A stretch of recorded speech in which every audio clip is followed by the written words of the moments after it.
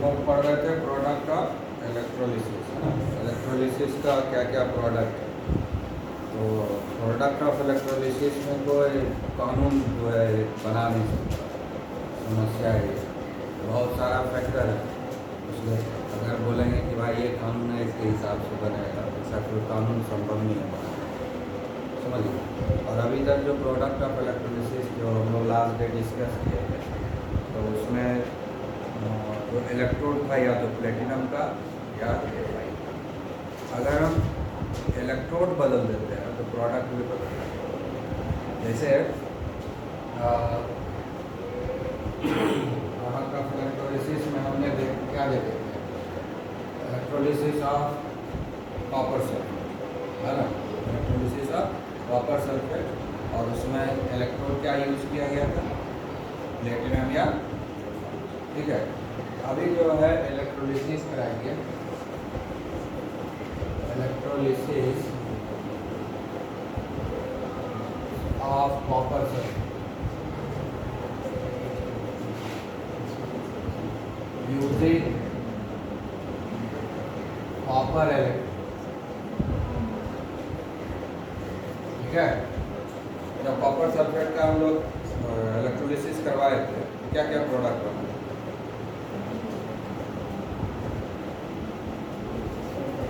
क्या प्रोडक्ट बना था।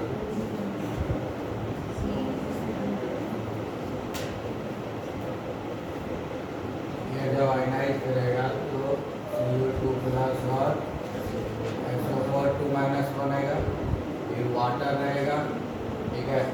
ये आयनाइज करेगा H प्लस और OH माइनस, यही दो तरह का आयनाइजेशन होगा, हाँ। उसके बाद एनोड के ऊपर ऑक्सीडेशन होता है, एनोड के ऊपर ऑक्सीडेशन होगा। तो ऑक्सीडेशन रिएक्शन दो तरह का संभव है यहाँ, ठीक है। एक तो वाटर का ऑक्सीडेशन होता है, तो वाटर क्या करेगा, इलेक्ट्रॉन का लॉस करेगा। ऑक्सीडेशन हो रहा है तो ऑक्साइड आयन है यहाँ पे, वही ना ऑक्सीजन में कन्वर्ट होगा। ये हो गया हाफ O2, तो और ये दो H प्लस बच जाएगा और दो इलेक्ट्रॉन का लॉस करेगा। ये एक ऑक्सीडेशन रिएक्शन पॉसिबल है। दूसरा रिएक्शन क्या था, SO4 2 माइनस, ठीक है। ये जब ऑक्सीडाइज करता है S2, क्या लिखा है OH 2 नेगेटिव, यही ना है। और ये भी दो इलेक्ट्रॉन का लॉस करेगा, यही है दोनों ऑक्सीडेशन। तो अब यहाँ पर कॉपर इलेक्ट्रोड यूज कर रहे हैं, ठीक है, कॉपर इलेक्ट्रोड यूज कर रहे हैं। तो ऑक्सीडेशन जो हो रहा है यहाँ पर, ये दोनों में से कोई कॉमन नहीं होगा, समझिए। ये दोनों में से कोई नहीं होगा, क्योंकि दोनों इलेक्ट्रोड कॉपर है, इसलिए ये भी नहीं होगा, ये भी नहीं, ठीक है। कॉपर ही ऑक्सीडाइज करेगा और कॉपर ही रिड्यूस होगा, समझ गए ना। क्योंकि जब हम लोग ग्रेफाइट यूज किए थे या प्लेटिनम यूज किए थे, तो ये दोनों जो इलेक्ट्रोड है वो रिएक्शन में पार्टिसिपेट नहीं किए। लेकिन जब हम कॉपर इलेक्ट्रोड यूज करेंगे दोनों, तो इलेक्ट्रोड रिएक्शन में पार्टिसिपेट करेगा। तो यहाँ पर इस दोनों में से, ये दोनों में से कोई भी ऑक्सीडेशन रिएक्शन नहीं होगा, दोनों कैंसिल, समझिए। क्योंकि जो इसमें जो हम देंगे, तो दो रॉड देंगे, दोनों ही कॉपर है, ठीक है। तो ये इस साइड वाले को हम लोग एनोड बनाएंगे और इधर को हम लोग कैथोड बनाएंगे, ठीक है। और इसमें जो है कॉपर सल्फेट, ये जो कॉपर आयन है, ये जो कॉपर है, ये जो है कॉपर आयन में बदलेगा, ठीक है। और ये जो है आ जाएगा यहाँ, समझे। और इससे कॉपर आयन जो है जाएगा, यहाँ डिपॉजिट हो जाएगा, कॉपर आयन जो है 2 इलेक्ट्रॉन एक्सेप्ट करेगा, ठीक है, और कॉपर में कन्वर्ट हो जाएगा। तो दोनों तरफ कॉपर का ही काम होगा। एक तरफ ऑक्सीडेशन होगा कॉपर का और दूसरी तरफ कॉपर आयन का रिडक्शन होगा। समझ गया? तो ये दोनों में से कोई भी रिएक्शन नहीं होगा। आई बात समझ में? तो एनोड पर क्या होगा? ऑक्सीडेशन। एनोड पर क्या होगा? इलेक्ट्रोड ही पार्टिसिपेट कर जाएगा, ठीक है? आई बात समझ में? एनोड ही पार्टिसिपेट करेगा रिएक्शन में। प्यूरिफिकेशन ऑफ मेटल याद है? By the process of electrolysis. तो उसमें क्या करते हैं? इम्प्योर कॉपर का एनोड बनाते हैं और प्योर कॉपर का कैथोड बनाते हैं। इम्प्योर कॉपर इधर से निकल करके इस पर जाके जमा होता है। तो डायरेक्ट यहाँ से यहाँ थोड़ी जाता है। ये कॉपर यहाँ से निकला, इसमें गया, तो यहाँ कॉपर आयन का टेंशन बढ़ गया। अब वो टेंशन रिलीज करने के लिए कॉपर आयन यहाँ आ गया, यहाँ वो इलेक्ट्रॉन एक्सेप्ट किया, रिड्यूस हो गया। तो कॉपर का यहाँ पर ऑक्सीडेशन हो गया और कॉपर आयन का रिडक्शन यहाँ हो गया कैथोड पर। प्यूरिफिकेशन में यही नहीं मेथड यूज करते हैं। आया बात समझ में? तो देख लो कि इलेक्ट्रोड बदल दिए तो रिएक्शन बदल गया।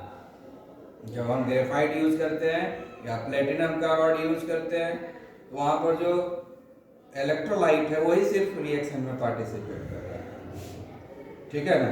लेकिन जब हम कॉपर इलेक्ट्रोड यहाँ ले आए हैं और कॉपर सल्फेट में ही डुबा दिए हैं तो फिर कॉपर रॉड जो दिए हैं एनोड पर वो रिएक्शन में पार्टिसिपेट कर रहा है। समझ गए?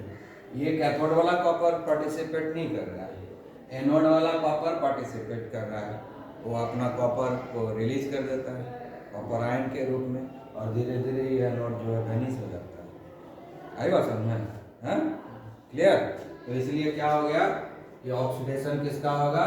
कॉपर का। प्रोडक्ट बदला, अब ये रिएक्शन होगा एनोड पर, ठीक है? आई बात समझ में? कैथोड पर नहीं बदलेगा रिएक्शन। पहले भी कॉपर था, अभी भी कॉपर ही डिपॉजिट होगा। उसके बाद एट कैथोड यही जो आयन जाएगा, आयन चला गया इसमें इलेक्ट्रोलाइट में और फिर ये आयन 2 इलेक्ट्रॉन को एक्सेप्ट करेगा और कॉपर में रिलीज करेगा। तो ये रिएक्शन तुम्हारा कैथोड है। कैथोड पर फिर वाटर का रिडक्शन नहीं होगा। पहले भी नहीं हुआ था। कैथोड पर वाटर का रिएक्शन हुआ था, पहले भी नहीं हुआ था, अब भी नहीं हुआ। तो प्रॉब्लम आया था ऑक्सीडेशन इलेक्ट्रोड पर, एनोड पर, ठीक है ना? तो वहाँ पर दो तरह का पॉसिबिलिटी था एनोड का। अब यहाँ पर 3 तरह का पॉसिबिलिटी है। एनोड पर 3 तरह का रिएक्शन का पॉसिबिलिटी है, एक ये और एक ये दोनों कैंसिल हो गए, ये हो गए, ठीक है? और यहाँ पर हम लोग कोई इलेक्ट्रोड पोटेंशियल से नहीं डिसाइड किए, इलेक्ट्रोड का कैरेक्टर चेंज हो गया। समझ गया ना? तो इसलिए कोई एक रूल नहीं बन सकता है कि कौन सा प्रोडक्ट बनेगा। हमको स्टडी करना पड़ेगा प्रैक्टिकली कि क्या बनता है, फिर थियोरेटिकली उसको हम जस्टिफाई करते हैं। इसलिए कोई सेट ऑफ रूल इसमें बना हुआ नहीं है। हमको 5-6 तरह का रूल्स जो प्रैक्टिकली आता है उसी को दिमाग में रखना है। समझ गए? यानी देख करके ये याद आ जाएगा ये कॉपर सल्फेट है तो इसका मतलब ये बनना चाहिए, ऐसा नहीं कर सकते। कंडीशन डिफरेंट हो गया तो प्रोडक्ट भी डिफरेंट हो गया, कंडीशन डिफरेंट हो गया तो प्रोडक्ट भी डिफरेंट हो गया। आया समझ में? क्लियर? ठीक है। तो यहाँ पर रिडक्शन वाटर का भी करा सकते हैं लेकिन वो भी नहीं होगा। इसमें वाटर का रिडक्शन जब होगा तो क्या लिखेंगे? ½ H2, ठीक है, प्लस OH माइनस आयन कितना इलेक्ट्रॉन एक्सेप्ट करेगा? 2 इलेक्ट्रॉन। यही ना होगा वाटर का रिडक्शन? वाटर का रिडक्शन यही है।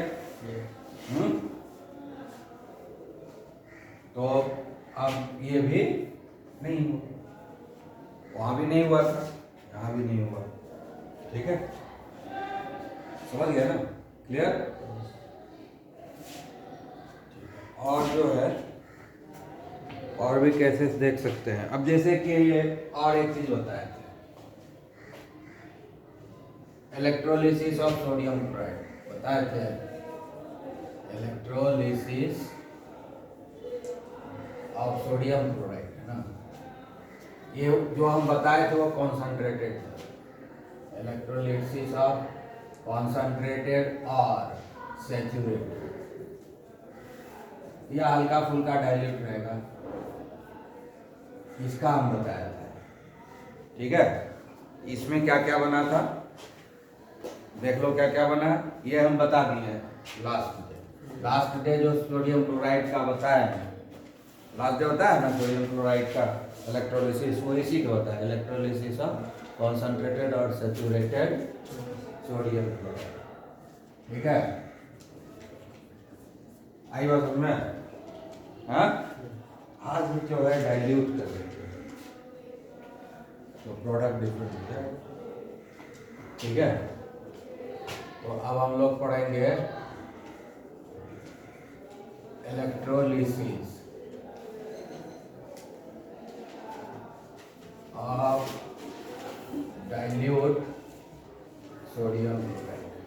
ठीक है, डाइल्यूट है सोडियम क्लोराइड है तो ये तो आयनाइज करेगा Na+Cl-। इसमें देखो इलेक्ट्रोड, जहाँ इलेक्ट्रोड मेंशन नहीं किया है, इलेक्ट्रोड अगर हम मेंशन नहीं करते हैं तो इसका मतलब है कि वो तो प्लेटिनम का यूज किया गया है या ग्रेफाइट का। जब हम इलेक्ट्रोड नहीं है मेंशन कि क्या इलेक्ट्रोड है तो बाय डिफॉल्ट वो समझ जाओ ग्रेफाइट या प्लेटिनम होगा। समझ गया ना? तो नहीं मेंशन किए तो वही है। और फिर जो है वाटर आयनाइज होगा तो H+ और OH-। ठीक है, तो ऑप्शन तो वही आएगा, एट एनोड। एनोड के ऊपर भी 2 ऑप्शन आएगा। ऑक्सीडेशन होगा वाटर का, अगर होता है ऑक्सीडेशन तो ऑक्सीजन बनेगा, 2 हाइड्रोजन आयन बनेगा और 2 इलेक्ट्रॉन रिलीज करेगा। ठीक है, उसके बाद Cl- का अगर होता है ऑक्सीडेशन, ठीक है, तो 1 इलेक्ट्रॉन ये लॉस किया, 2 इलेक्ट्रॉन लगा के यहाँ 2Cl दे देंगे। ठीक है, उसके बाद एट कैथोड। कैथोड पर देखते हैं कि क्या होता है। कैथोड पर भी 2 ऑप्शन आएगा। जैसे सोडियम आयन है, ये 1 इलेक्ट्रॉन को एक्सेप्ट करेगा और सोडियम में बदल जाएगा। और दूसरा क्या है, वाटर का रिडक्शन होगा, 2 इलेक्ट्रॉन एक्सेप्ट करेगा ये और फिर ये ऑक्सीजन बनाएगा, 2H+ रिलीज। ऑक्सीडेशन यहाँ हो गया ना, रिडक्शन हो रहा है ना यहाँ, तो हाइड्रोजन बनेगा ना।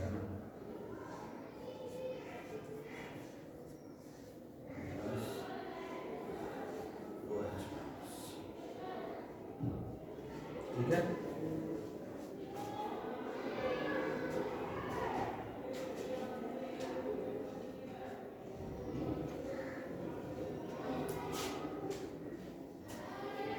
अब जो लास्ट में पिछला जो इलेक्ट्रोलिसिस हुआ था जब कॉन्सेंट्रेटेड था, तो कौन सा हुआ था ये दोनों में? ये वाला हुआ था ना, हाँ, क्लोराइड का ना हुआ था, एनोड पर क्लोराइड का हुआ था और कैथोड पर वाटर का हुआ था ना, हाँ? अब यहाँ देखो, जब डाइल्यूट कर देंगे तो इधर ये होगा, समझ गए? इधर वो होगा, ठीक है। और इधर जो है, अब इधर क्या होगा,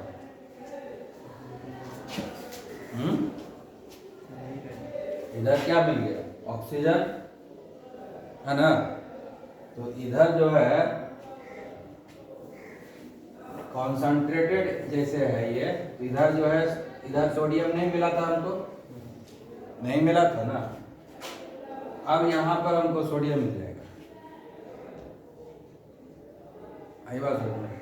अब यहाँ पर क्या मिल जाएगा, सोडियम, आई बात समझ में।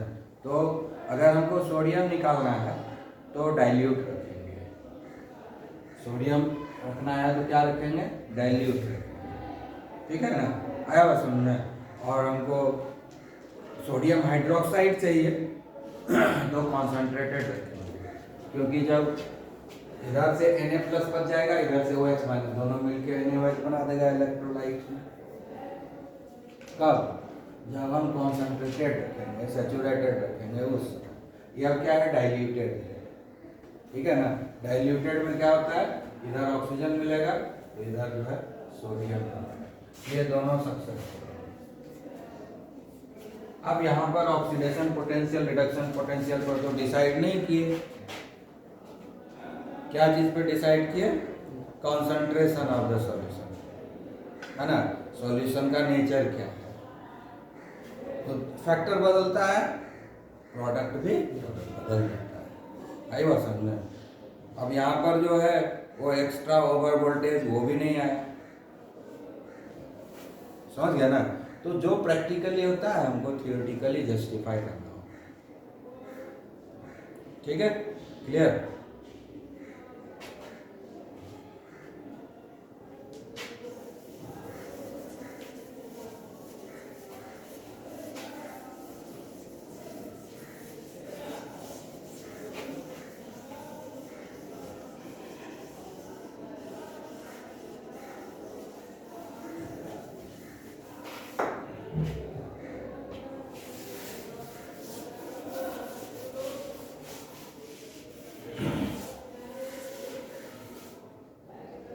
अभी कोई भी एसिड है वो कॉन्सेंट्रेटेड भी हो सकता है और डाइल्यूट भी हो सकता है, उसमें भी देखो अलग अलग होगा, ठीक है। हमारे बुक में दिया हुआ है, तो उसके बेसिस पे हम लोग डिसाइड करेंगे।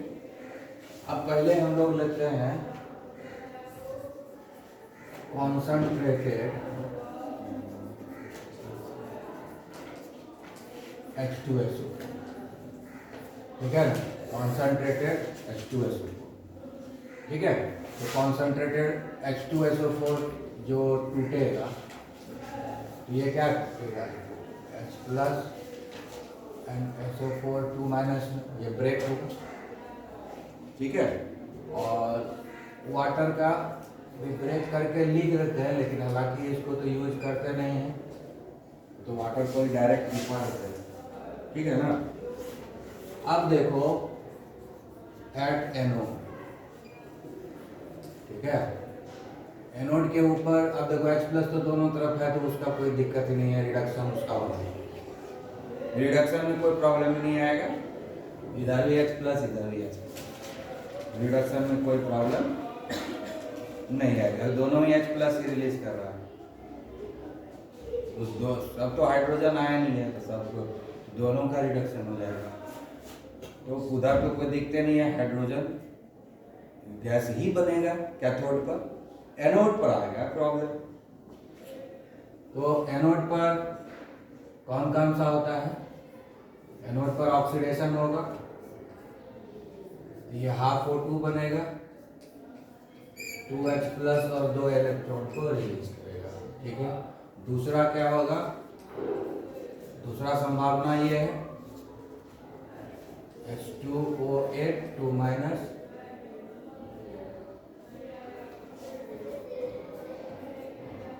प्लस 2 इलेक्ट्रॉन रिलीज करेगा, और तो कोई प्रोडक्ट नहीं बताया इसमें, ठीक है।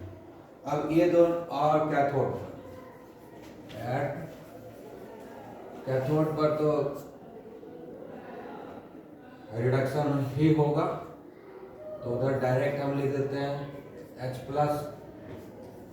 एक इलेक्ट्रॉन एक्सेप्ट किया और हाफ, तो कैथोड पर तो कोई प्रॉब्लम नहीं है, कैथोड पर तो कोई प्रॉब्लम ही नहीं है, हाइड्रोजन गैस ही रिलीज करेगा क्योंकि दूसरा चीज है ही नहीं, ठीक है। और वहाँ कॉम्पिटिशन ही नहीं है, एसिड भी H प्लस दे रहा है, वाटर भी H प्लस दे रहा है, तो वहाँ तो कंपटीशन नहीं है कैथोड पर, एनोड पर कंपटीशन है, ठीक है।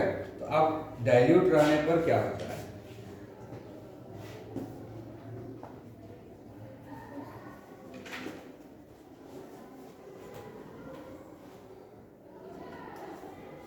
डाइल्यूट है तो ये होगा, कॉन्सेंट्रेटेड है ना लिखे हैं तो ये वाला होगा, ये नहीं, समझ गया। कॉन्सेंट्रेटेड H2SO4 लिया है ना, हाँ, तो इसमें ये नहीं होगा, ऑक्सीजन रिलीज नहीं होगा, थायोसल्फेट मिलेगा, समझ गए, आई बात समझ में, क्लियर। अब यहाँ पर डाइल्यूट कर दें,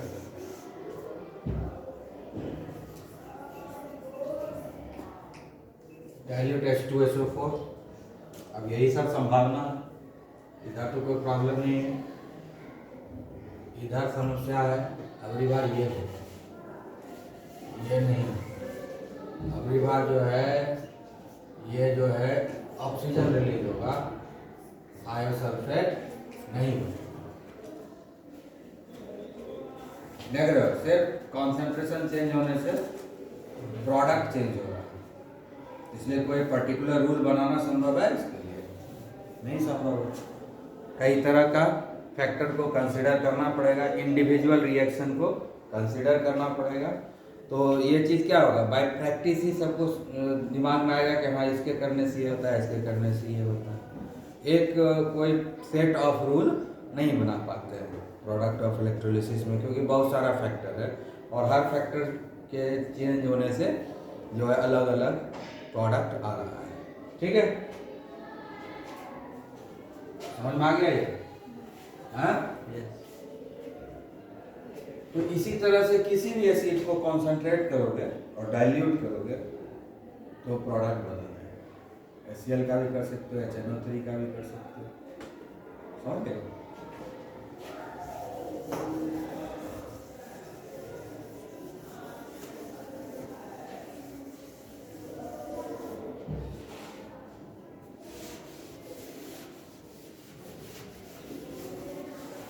Electrolysis of water, electrolysis of water में तो इलेक्ट्रिसिटी पास ही नहीं होगा, उसमें इलेक्ट्रिसिटी पास होगा तो इलेक्ट्रोलिसिस कैसे है कि नहीं। तो इसमें क्या करते हैं, सोडियम क्लोराइड 1-2 बूंद, सोडियम क्लोराइड का सॉल्यूशन, सोडियम हाइड्रोक्साइड का सॉल्यूशन का 1-2 बूंद, या कोई भी एसिड का 1-2 बूंद, कोई भी बेस का 1-2 बूंद, कोई भी सॉल्ट का 1-2 बूंद इसमें मिला देते हैं, ज़्यादा नहीं डालना, 1-2 बूंद डाल दे, 2-3 बूंद बहुत हो गया, अब ना आयनाइज होगा, तो प्योर वाटर से तो नहीं होगा, ठीक है ना। तो इलेक्ट्रोलिसिस ऑफ एसिडिफाइड लिक्विड और इलेक्ट्रोलिसिस ऑफ एसिडिफाइड और अल्कलाइन H2, समझ गया ना, क्योंकि ऐसे इलेक्ट्रिसिटी नहीं पास होगा तो इलेक्ट्रोलिसिस होगा, ठीक है। तो एनोड पर क्या होगा, ऑक्सीडेशन, वाटर का ऑक्सीडेशन होगा, तो वही बनेगा जो इतना देर से लिखा रहे थे, समझ गए, हाँ हो गया।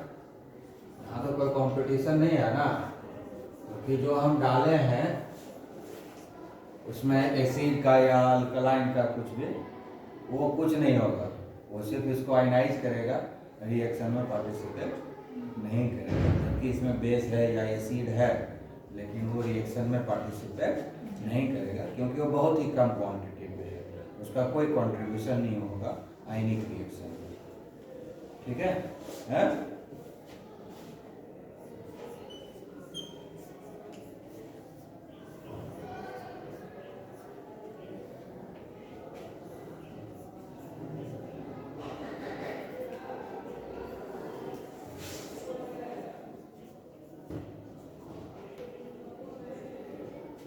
ठीक है, समझ गए?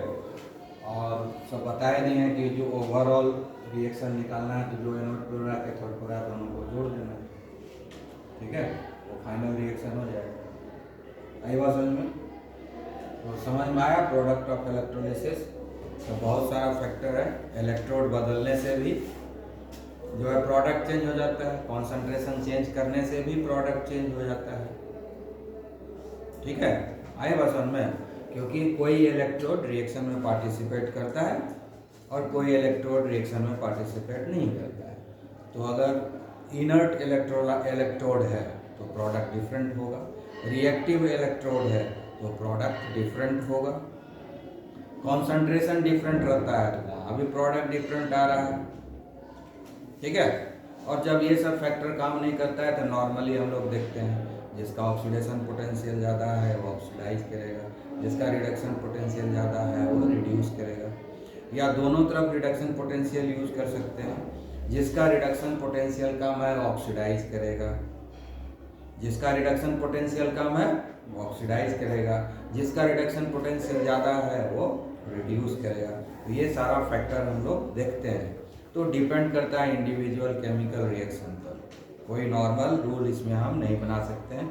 इसलिए इसमें अगर तुमको पकड़ बनाना है तो इसके लिए बहुत प्रैक्टिस करना पड़ेगा, बार बार लिखना पड़ेगा, तब दिमाग में बैठेगा कि इसका ये हो रहा है, इसका ये हो रहा है, इसका ये हो रहा है। क्योंकि कोई नॉर्मल रूल से हम नहीं कर सकते हैं, केमिकल को देखे और रूल दिमाग में आया और उसके हिसाब से होता है हाँ ये बनेगा, ऐसा नहीं कर सकते। ठीक है ना? ठीक है, तो प्रोडक्ट ऑफ इलेक्ट्रोलिसिस अब खत्म हो गया, दूसरा टॉपिक पढ़ेंगे नेक्स्ट क्लास में।